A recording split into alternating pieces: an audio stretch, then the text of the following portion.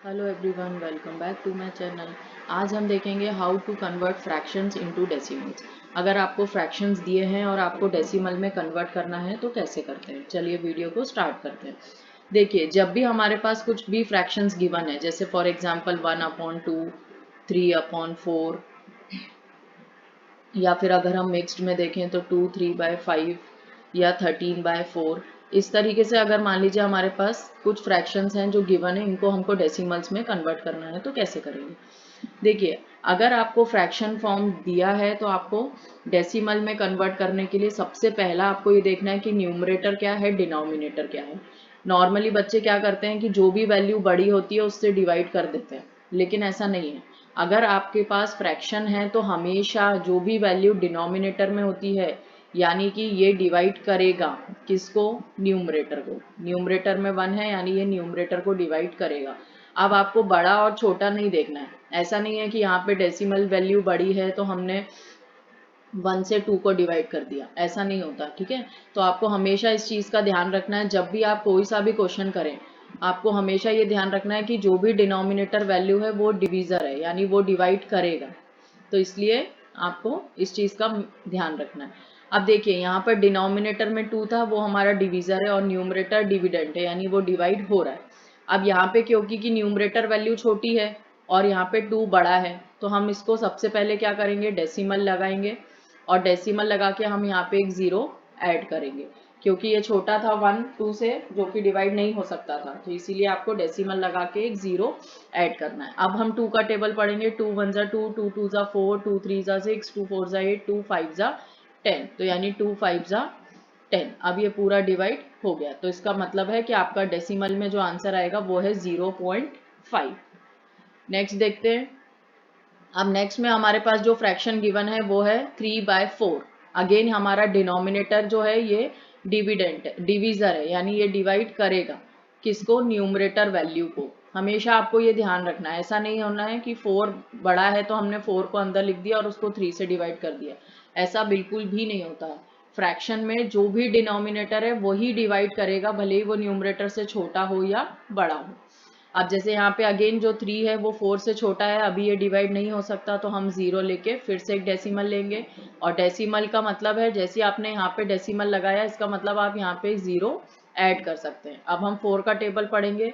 4 7 जा 28, जो कि छोटी वैल्यू है 30 से, ये हो गया 2। अब देखिए यहाँ पर क्या है, जैसे यहाँ पर हमने डेसिमल लिया था और ये पूरा एक बार में सॉल्व हो गया था, यहाँ पे रिमाइंडर 0 आ गया, लेकिन अभी ये एक बार में सॉल्व नहीं हुआ। अब आपने एक बार डेसिमल ले लिया है तो आप कितनी बार भी 0 ले सकते हैं। फिर से हमने 0 लिया, अब ये 4 5 जा 20, अब ये पूरा डिवाइड हुआ है, तो यानी इसका आंसर आएगा आपका 0.75, ये डेसिमल में कन्वर्ट हो गया है। अब जो नेक्स्ट है वो हमारा मिक्स्ड में दिया है, तो सबसे पहले मिक्स्ड को हम किस में कन्वर्ट करते हैं, इम्प्रॉपर में।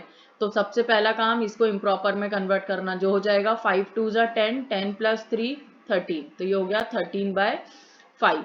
अगेन अब यहाँ पे देखिए डिनोमिनेटर वैल्यू छोटी है 5, तो भी 5 ही डिवाइड करेगा किसको, 13 को। अब ऐसा नहीं करना कि ये छोटा है तो इसको अंदर लिख दिया। जो भी आपका डिनोमिनेटर है वही डिविडेंट वही डिवीजर होगा और वही डिवाइड करेगा न्यूमरेटर को, डिविडेंड को। इसका हमेशा ध्यान रखना है।